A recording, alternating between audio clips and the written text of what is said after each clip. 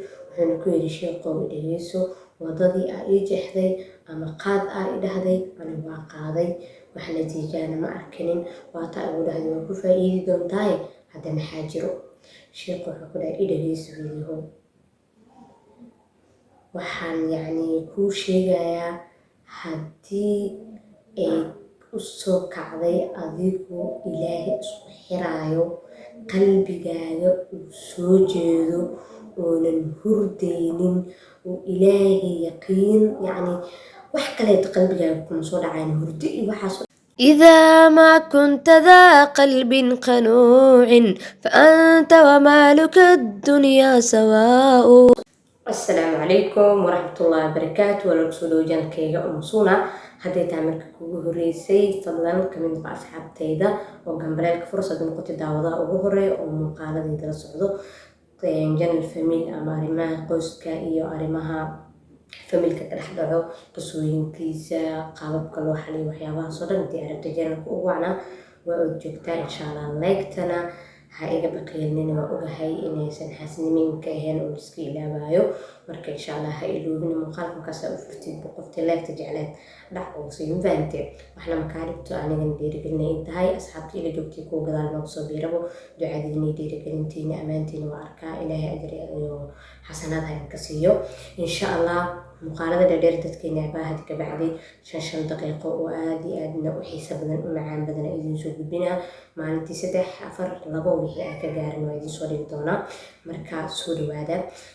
waa mar kale iyo muuqaal kale cusub iyo qiso cusub qisada maanta aan noo wado waa qiso aad iyo aad u macaan badan u xiiso badan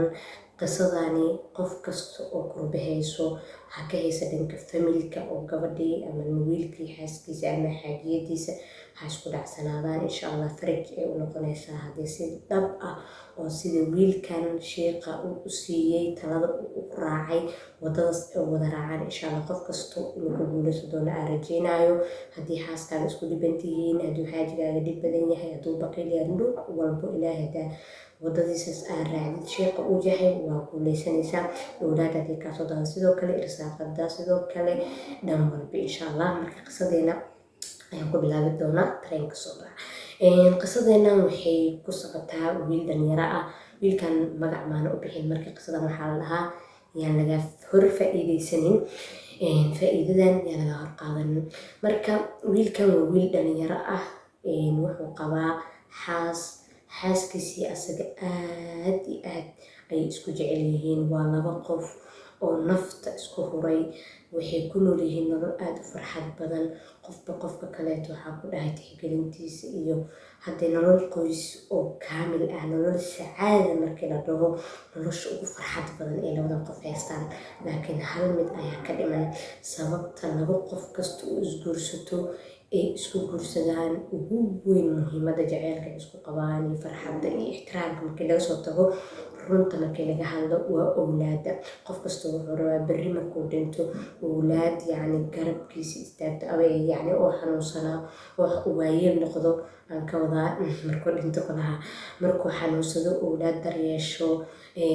kaalmeyso garab istaagto aabihiis ama hooyadiis xanaaneysto soo maaha sidii kamaa rabayaani saqiira waalidiinteena markay raayeen sidii noo soo barbaariyeen oo kale markay waayeel noqdaan ilmo camal ay noqonayaan sidaas oo kale inaan anagana u barbaarino qof kasta uu jecel yahay